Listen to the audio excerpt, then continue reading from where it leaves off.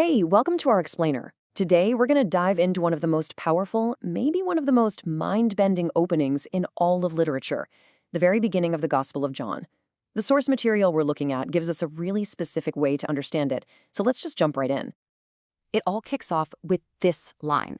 It's so simple, but it's also kind of mysterious, right? In the beginning was the Word. It just makes you stop and ask, wait, who or what is the Word? Because honestly, figuring that out is the key to this whole thing. So let's go there. What's so wild is when this story starts. We're not talking about a birth in a manger or some prophecy. No, this starts in the beginning, which means before creation, before time, as we even think about it. Okay, so the source we're using doesn't beat around the bush. It tells us flat out, the Word is Jesus Christ. And that's not just a fancy title. It's a huge statement. It's saying he existed long, long before the world was ever made. Now hang on, because this is where your brain has to do a little gymnastics. The text says two things at once here. First, that the Word was with God, as a separate person. But then, in the very same breath, it says the Word was God. It's this incredible paradox that's just central to the whole idea of divinity here. And this is one of those moments where a tiny, tiny word, it changes everything. Our source really focuses on this, arguing that saying someone was God is completely different from saying they were a God. For this interpretation, that one little article, a, makes all the difference between being fully divine or just some kind of lesser being. And it doesn't stop there. If the Word is divine, well, the text says the Word is also the Creator. It says all things were made by him, which directly plugs this figure right into the act of creation we read about back in Genesis. So we've got this divine, creative Word, everything set, but then the story takes a turn. It pivots from creation to conflict, introducing these two massive opposing ideas, light and darkness. The logic here goes like this. In this Word was life, and that life, it was the light for all humanity. But here's the catch. There's an immediate problem. This light shines right into the darkness, but the darkness just can't understand it, can't grasp it. So what exactly is this darkness? It's not like a spooky, dark room. The source explains it as more of a spiritual state. It's about not recognizing the light, about being unable to comprehend the message that's being offered. Okay, so now someone new walks onto the scene, a guy named John. And the source is quick to point out this is John the Baptist, not the guy who wrote the book.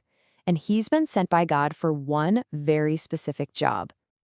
I love this analogy the source uses. Think of it like this. John is the signpost on the side of the road. He's super important, right? He points you in the right direction. But he's not the destination. The light, Jesus, that's where you're trying to go. John just points the way.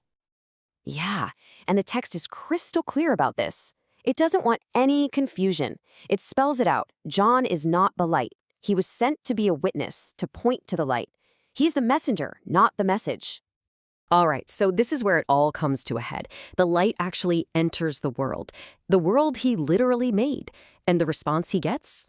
Well, it's really divided. And honestly, this part is kind of heartbreaking. He came unto his own, to his own people, his own creation, and his own received him not. The vast majority just didn't get it. They didn't accept or even recognize him. But, and this is a huge but, right after that moment of rejection, the story completely flips.